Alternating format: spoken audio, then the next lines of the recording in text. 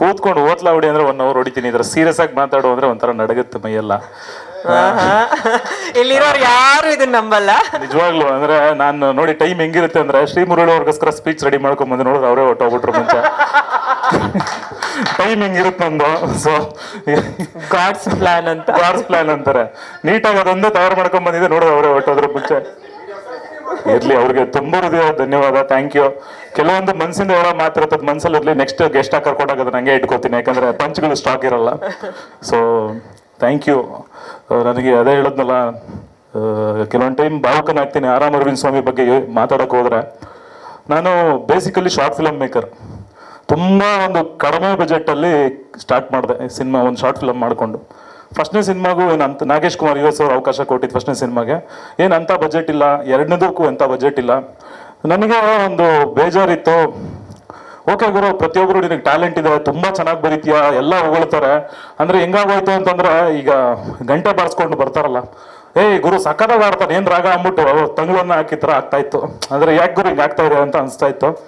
ಅವಾಗ ನನಗೆ ಇದು ಗಜಾನನ್ ಗ್ಯಾಂಗ್ ಪ್ರೀಮಿಯರಲ್ಲಿ ಅನೀಶ್ ಅವರು ಮತ್ತು ನಮ್ಮ ಶ್ರೀಕಾಂತ್ ಪ್ರಸನ್ನ ಅವರು ಸಿನಿಮಾ ನೋಡಿದ್ರು. ನೋಡ್ಬಿಟ್ಟು ಅವತ್ತು ಹೇಳಿದ್ರು, ಅನೀಶ್ ಅವ್ರು ಬಂದು ಪಾಪ ಪ್ರತಿ ಸಿನಿಮಾಗೂ ಮಾಡ್ತಾರೆ. ಅಂದ್ರೆ ಅಲ್ಲಿ ಬಂದು ಸೆಲೆಬ್ರಿಟಿ ಶೋ ಬಂದ್ಬಿಟ್ಟು ಹೇಳಿದ್ರು, ಈ ಸಿನಿಮಾ ಇಷ್ಟ ಆಗಿಲ್ಲ ನನಗೆ ಫೋನ್ ಮಾಡಿ, ನಾನು ದುಡ್ಡು ಹಾಕ್ತೀನಿ ಅಂತ. ಆ್ಯಂಡ್ ಅಗೈನ್ ಅಷ್ಟಕ್ಕೆ ಮುಗಿತಾ ಇತ್ತೇನೋ ಮೋಸ್ಟ್ಲಿ ನಮ್ಮ ಸಂಬಂಧ.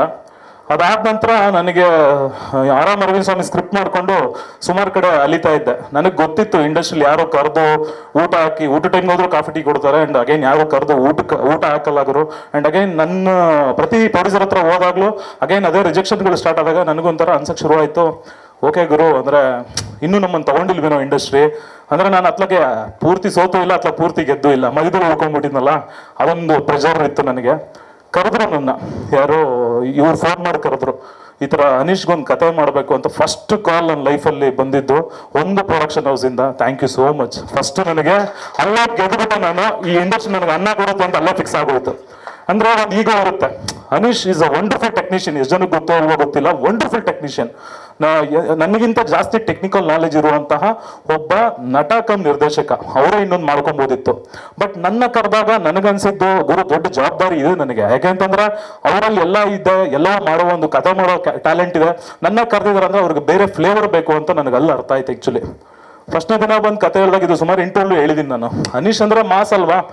ಪ್ರಶಾಂತ್ ಅವ್ರು ಕೂತಿದ್ರು, ನಾನು ಗುಲ್ಟು ನೋಡ್ಬಿಟ್ಟು ಗುಲ್ಟು ಪ್ರೊಡ್ಯೂಸರ್ ಅಂದ್ರೆ ಒಂದು ಕ್ರೇಜ್ ನನಗೆ ಅವಾಗಿಂದ. ಗುಲ್ಟು ಪ್ರೊಡ್ಯೂಸರ್ ಅಂದ್ರೆ ಒಂದು ಕ್ರೇಜು. ಇವಾಗ ಇಲ್ಲ, ಹಾಗೇನಿಲ್ಲ, ಈಗ ಭಾಳ ಕ್ಲೋಸ್ ಆಗಿದ್ದಾರೆ. So Akira producer, Gultoo producer, Anish ಅವರು. ಸೊ ನಾನು ಕೂತ್ಕೊಂಡಿದ್ದೆ, ಅನೀಶ್ ಅವರು ಸ್ನಾನ ಮಾಡ್ಕೊಂಡು ಬರ್ತಾ ಇದ್ರು ಆಚೆ ಕಡೆ. ಸೊ ಅಲ್ಲೇ ಡೀಟೇಲಿಂಗ್ ಕೊಡ್ತಾ ಇದ್ದಾರೆ ನಿರ್ದೇಶಕ. ಸ್ನಾನ ಮಾಡ್ಕೊಂಡು ಬರ್ತಾ ಇದ್ರು. ಸೊ ಭಾಳ ಫ್ರೆಶ್ ಆಗಿದೆಯಲ್ಲ, ಫ್ರೆಶ್ ಆಗಿ ಒಂದು ಕತೆ ಹೇಳಿ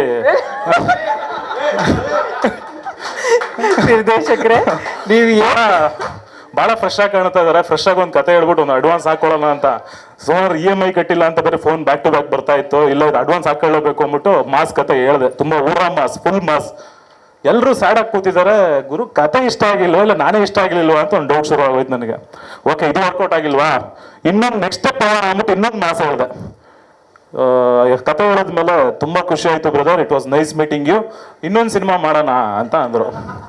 ಥೋ ಇದೇನು ಗುರು, ಕಾಫಿನೂ ಕೊಟ್ಟಿಲ್ಲ, ಒಂದು ಇಲ್ಲಿಗೆ ಮುಗಿಸ್ಬಿಟ್ರಲ್ಲ ಅಂತ ಒಂದು ಬೇಜಾರಾಗೋಯ್ತು. ನನಗೆ ಅಂತ ಒಂದು ಸಿನಿಮಾ ಮಾಡ್ಕೊಂಡಿದ್ದೀನಿ, ಆರಾಮ್ ಅರವಿಂದ್ ಸ್ವಾಮಿ ಅಂತ.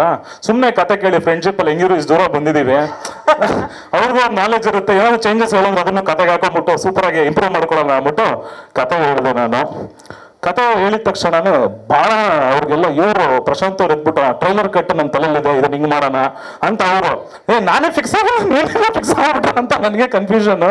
ಆಮೇಲೆ ಒಂದಿನ ಎಲ್ಲ ಕೂತ್ಕೊಂಡು ಯೋಚನೆ ಮಾಡಿದೆ, ಏನು ಗುರು ಏನು ಮಾಡೋದು. ನಾನು ನಿಜವಾಗ್ಲೂ ಹೇಳ್ತೀನಿ, ತುಂಬ ಒಂದು ಲಿಮಿಟೆಡ್ ಬಜೆಟ್ ಇಟ್ಕೊಂಡು ಹೇಳಿದ್ದೆ ನಾನು, ಇದರಲ್ಲಿ ಮಾಡ್ತೀನಿ ನಾನು. ಯಾಕಂದರೆ ಇಲ್ಲಿ ಇಂಡಸ್ಟ್ರಿಲ್ ಡಿವೈಡ್ ಮಾಡ್ತಾರೆ ಅಷ್ಟೇ, ಸಣ್ಣ ಸಿನಿಮಾ ದೊಡ್ಡ ಸಿನಿಮಾ ಅಂತ. ನನಗೇನು ಅಂತಂದರೆ ಪ್ಯೂರ್ಲಿ ಕಂಟೆಂಟ್ ಗುರು, ಒಂದು ಒಳ್ಳೆ ನಕ್ಸೋ ಸಿನಿಮಾ ಮಾಡೋಣ, ಇದೇ ನನ್ನ ತಲೆಯಲ್ಲಿ. ಕಮ್ಮಿ ಬಜೆಟ್ ಕೊಟ್ಟೆ. ಅದೇ ಹೇಳಿದೆ, ಸಿನಿಮಾಗೆ ಏನು ಬೇಕು ಅದೇ ತಗೊಳುತ್ತೆ ಅನ್ನೋದಕ್ಕೆ. ನಿಜವಾಗ್ಲೂ ನನ್ನ ತಲೆಯಲ್ಲಿ ಏನೂ ಇರಲಿಲ್ಲ, ಎಲ್ಲ ಹೊಸದಾಗಿ ಮಾಡೋಣ ಅಂತಿತ್ತು. ಒಂದು ಖಾಲಿ ಪೇಪರ್ ತೊಗೊಂಡೋಗಿ ಅವ್ರು ಕೇಳ್ಕೊಟ್ಟೆ, ಅವರು ತುಂಬ್ತಾ ಹೋದ್ರು. ಅರ್ಜುನ್ ಜನ್ಯ ತುಂಬಿದ್ರು ಮ್ಯೂಸಿಕ್ಗೆ, ಬಿಲೋನಾ ಮೇಡಮ್ನ ತುಂಬಿದ್ರು, ಋತಿಕಾನ್ ತುಂಬಿದ್ರು, ಆ್ಯಂಡ್ ಅಚ್ಚುತಣ್ಣನ್ ತುಂಬಿದ್ರು. ಒಂದು ಒಳ್ಳೆ ಬ್ಯೂಟಿಫುಲ್ ಸ್ಟಾರ್ ಕ್ಯಾಸ್ಟ್ ತುಂಬಿದ್ರು. ಆ್ಯಂಡ್ ಅಗೈನ್ ಏನು ಅಂತಂದ್ರೆ ನನಗೆ ಎಲ್ಲ ಹೊಸ್ತು ಅನ್ಸಕ್ಕೆ ಶುರುವಾಯಿತು. ಹೇಗೆ ಅಂತಂದ್ರೆ ನಾನು ಅಷ್ಟು ಬ್ರಾಡಾಗಿ ಥಿಂಕ್ ಮಾಡಿಲ್ಲ ಸಿನಿಮಾ ಆಟೋಮೆಟಿಕ್ಕಾಗಿ ಬ್ರಾಡ್ ಆಗ್ತಾ ಹೋಯಿತು.